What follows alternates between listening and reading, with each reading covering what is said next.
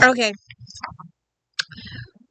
We are still having boyfriend angst. Lots and lots of boyfriend angst. Welcome to the D. Louise book series. I'm Christina KRSTINA. This is where we read books, talk about books, no special effects, no theme music, none of that fancy space stuff going on here. And this is book. Do I have? Nope. I have to get 4 and 5. I have 6, but I don't have 4 and 5. So this is book 3 in the Beyond the Page Bookstore Mystery Series, and we are still having boyfriend angst. We can't decide. Cop, doctor, or David. David is deceased, and she's still got David on the brain, and she's still yearning after David.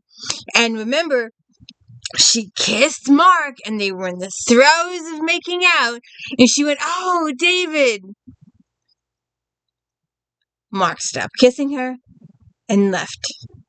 And it's still haunting him today. Because Addie is still David. She's got Simon. She's got Mark. Cop, doctor. Which one? Oh, good grief, which one? So, I think she should go cop-wise, but that's just me.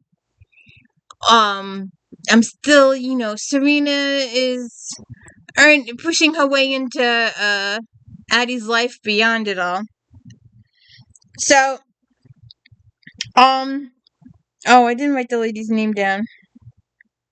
So, we have this, she's gonna auction, there's this big auction, and she's gonna donate this book.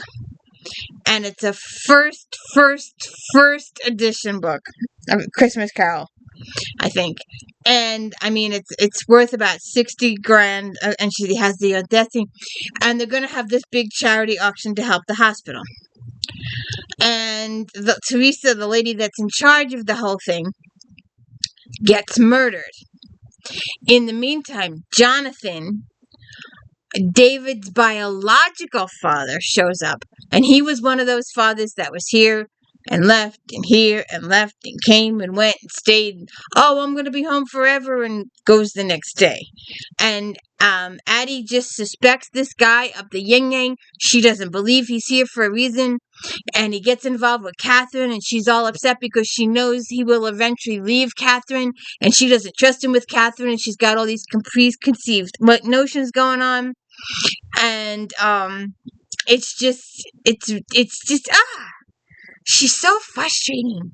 The chick is just so irritating and frustrating. And she's got this thing with Jonathan, and she's just after Jonathan the whole book. He is the bad guy in her mind.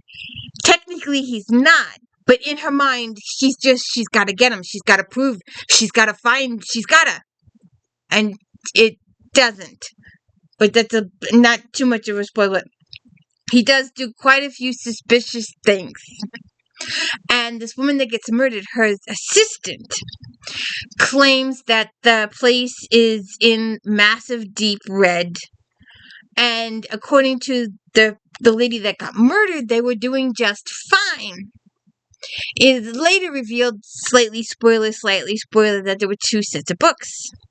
We don't exactly know which book set was true or not, but there was 2 sets of books.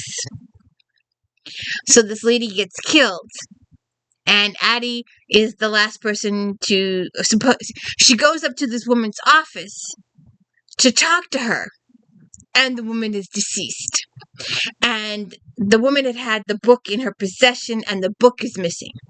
And Addie had left the papers of authenticity on the woman's desk, and she assumed the cops took the papers when they investigated. And Mark says, no, they did not take the papers were not there. So somebody came in between the time that Addie came in and left to notify the police officers, although why she didn't notify the police officers while she was in the room, it's just odd. Sometimes you just gotta go with the flow. You just gotta let it go. And I'm still not trusting these characters all that much. I still think Just this little itsy bitsy stuff that's just irritating the life out of me. I don't know why. So we're investigating the death of this lady. And like I said, when Jonathan shows up, it just rings all Addie's bells and whistles and fire alarms, and she's hanging out with Simon a little bit. She's hanging out with Mark a little bit, and Mark is upset because of the David thing, and Simon totally absolutely believes that Mark is her David rebound, and that once she gets past that, she'll be ready for him. That's his thing. And he is the town doctor, but he's also the town medical examiner. And we're starting to form a little group of people. And we're starting to form a little conclave of neighborhood peoples, town peoples, to get to know our people. We're starting to get to know them. The characters are progressing. But this whole thing with the missing book. She's with the missing book. And everybody's like, why are you worried about the missing book? The missing book is the sole 1% motive for the murder. Whoever took the book and the papers of authenticity, because the person doesn't realize, yes, if you present this piece of paper with this book, that supports the fact that this book is authentic as a first edition. However, the certificate of authenticity has been numbered, therefore it can be traced.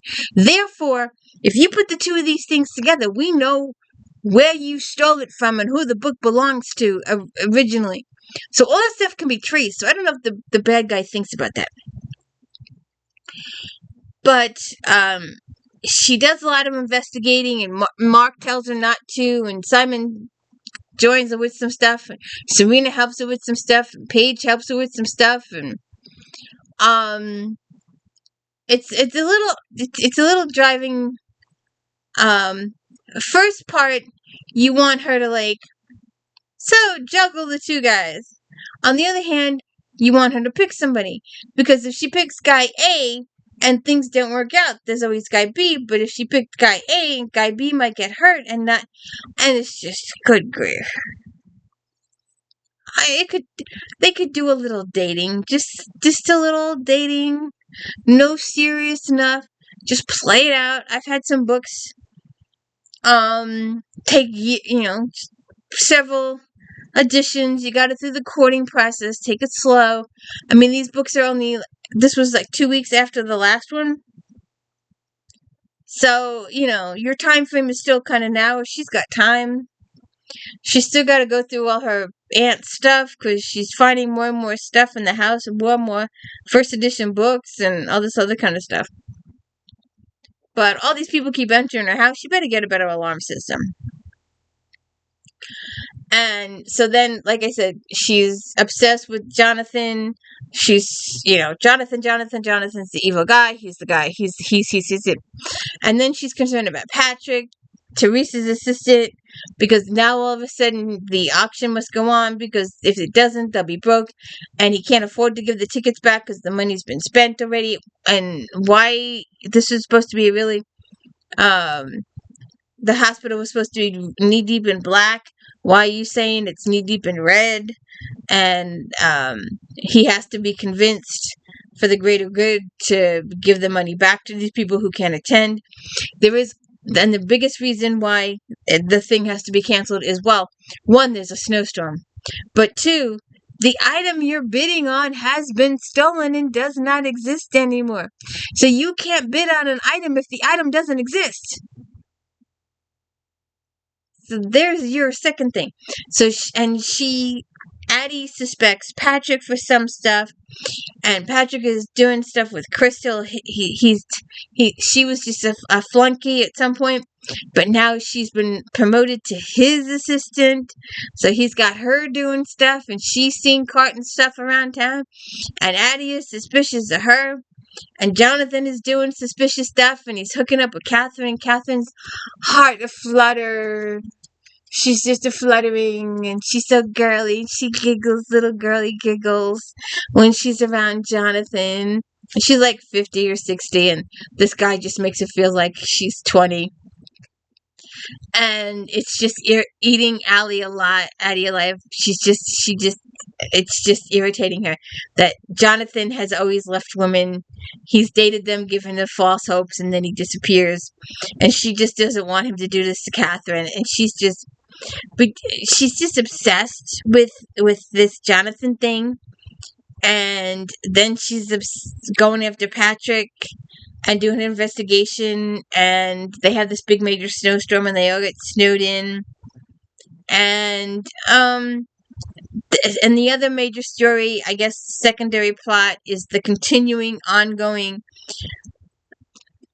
Dr. Cop, Dr. Cop, Dr. Cop. It goes back and forth the entire book. And I think she really just needs to take a step back, and they all just need to be friends for a while and get to know each other and see what happens, not try and force anything.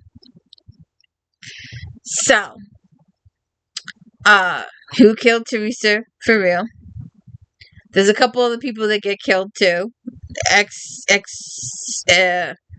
External circle, not in the intimate circle, but in the exterior circle of characters. And who's got the book? Does the killer have the book? Did the killer sell the book to somebody else? Who's got the papers of authenticity? Are they together? These are questions that can only be answered by reading the book.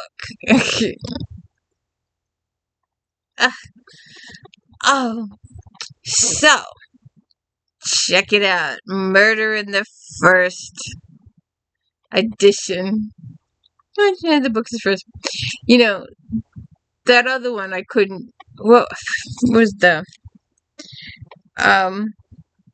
prologue to Murder was our last book, and I couldn't figure out what the hell that had to do with the murder. But anyway, this one I get because the book is a first edition. The Christmas Carol book was a first edition, and then she finds she has a whole attic of very rare old books from the 1840s. She can make a fortune of those books. But anyways, please hit the like and subscribe. Let me know I'm doing a good job. I completely forget to ask, and I could really, really use the likes and subscribes.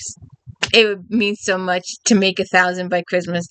I don't think it's possible, but you never know. I asked a couple years ago, and I'm a little bit better than a couple of years ago now. We could make 1,000 by Christmas.